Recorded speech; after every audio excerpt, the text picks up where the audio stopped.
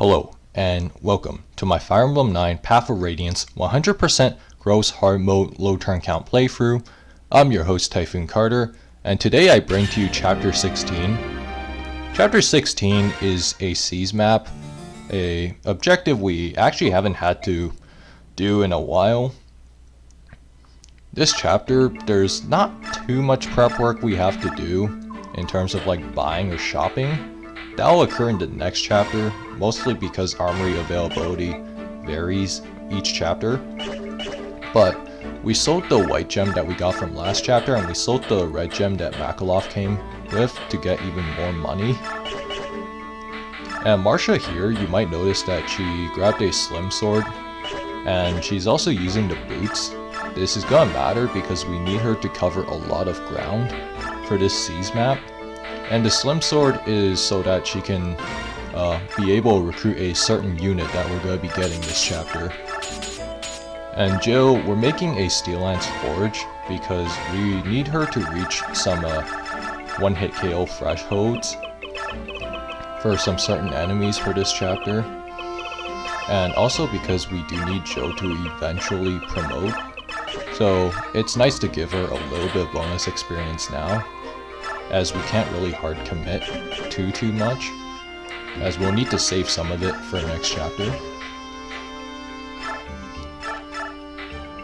Now, in this chapter, we also will have a base conversation that we're going to activate in order to get a occult scroll, but I'll explain that when we get to that part. But it's mostly just inventory shuffling, and you might notice we have a lot of items lying around. But we do also get a new unit with us, and Muarim, but I'll talk a bit more about him when we get to the actual chapter, as he was the boss that we had to defeat last chapter. And Jill here, we're going to give her about 3 levels. Well, really it's 4, because when she gets a kill it's going to be like 4 levels, but about 3 levels worth of bonus experience, because we do need Jill to at least have competent enough stats to do some things that we need her to do for this chapter.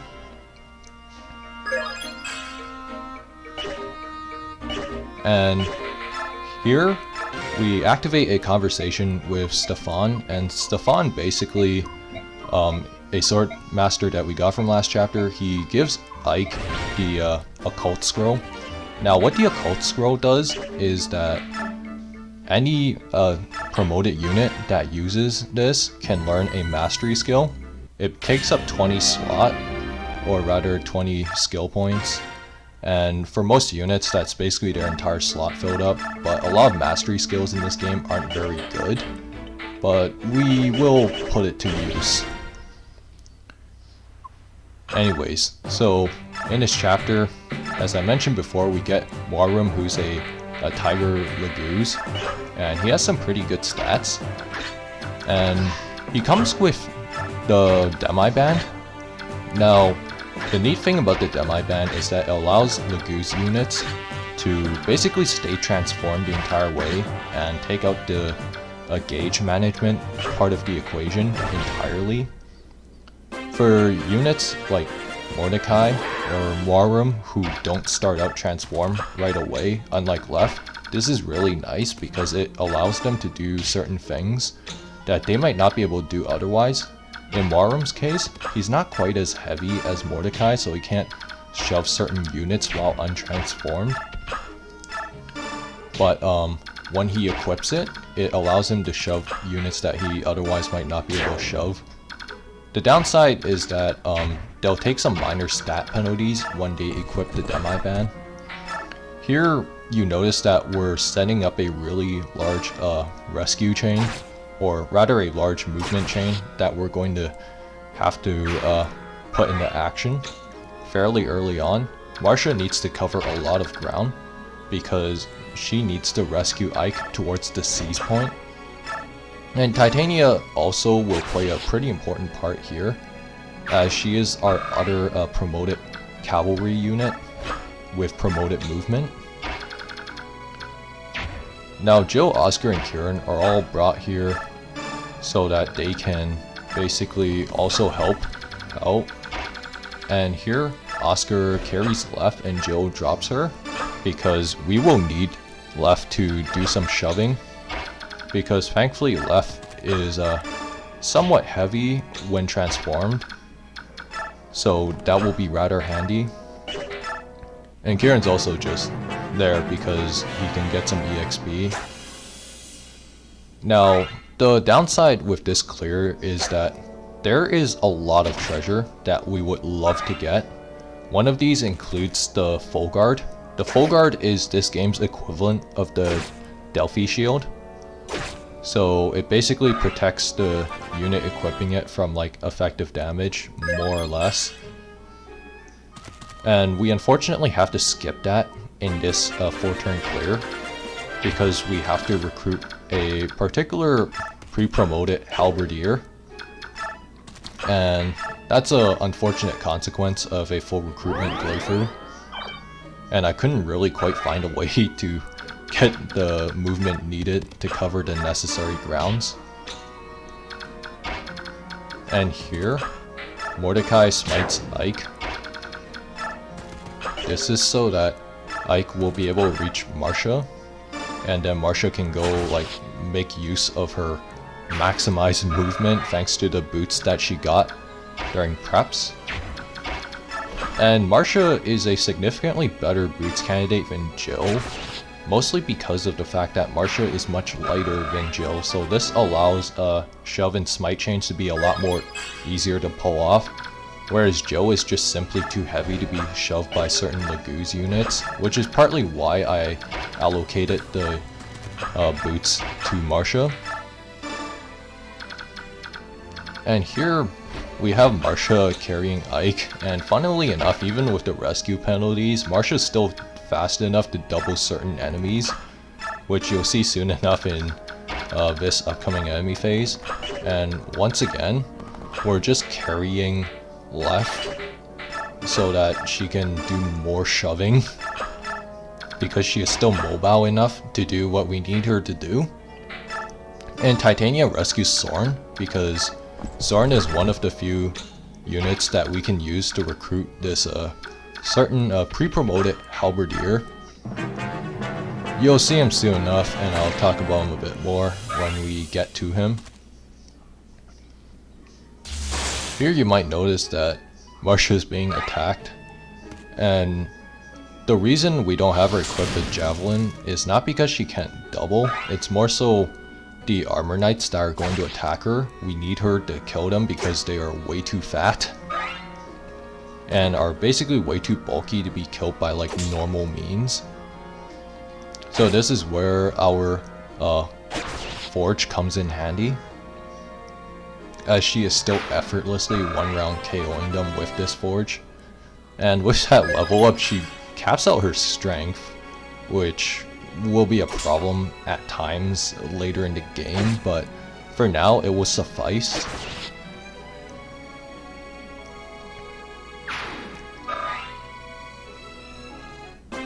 Now with this, we're gonna have Marcia equip the Slim Sword, because we need her to lure over Devdan. And she has to be on this tile in particular in order to draw Devdan over, or at least get his AI to move. And here we do a neat little trade chain, where Mordecai basically equips the Demi-Band, and he basically smites Muarim forward. And then the other thing is that it's gonna come in handy later, because we do want Muarim to get some extra movement covered. So it's a neat little de-transformation trick that we can do in this game. And Titania drops Zorn.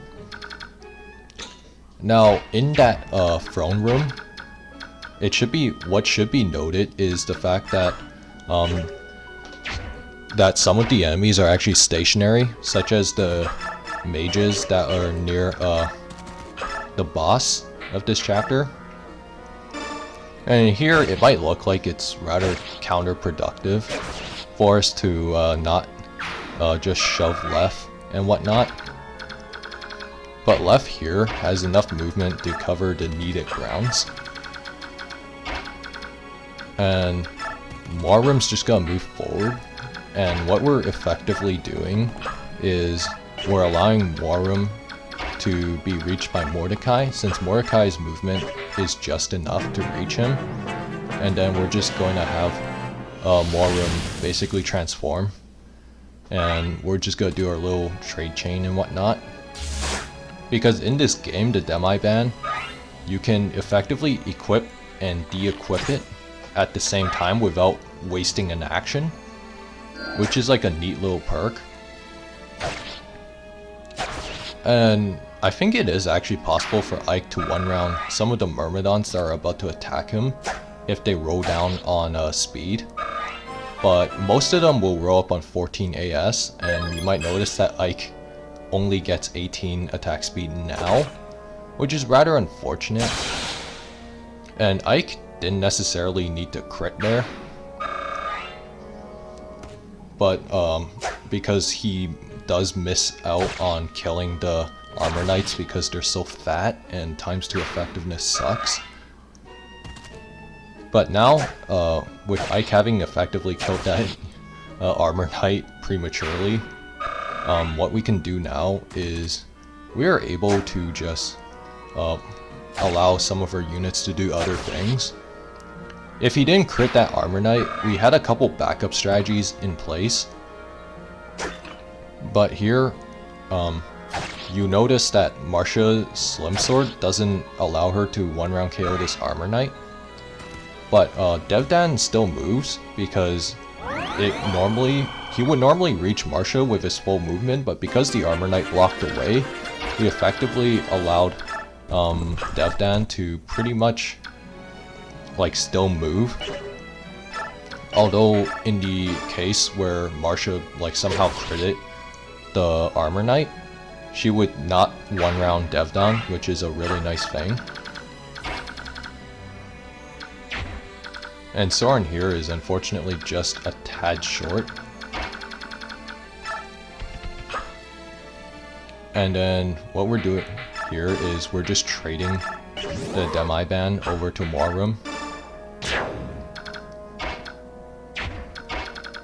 And here Jill pretty much will just kill this mage. And thanks to that new Steel Lance Forge, so that's why we gave her some bonus XP so that she can reach thresholds like these.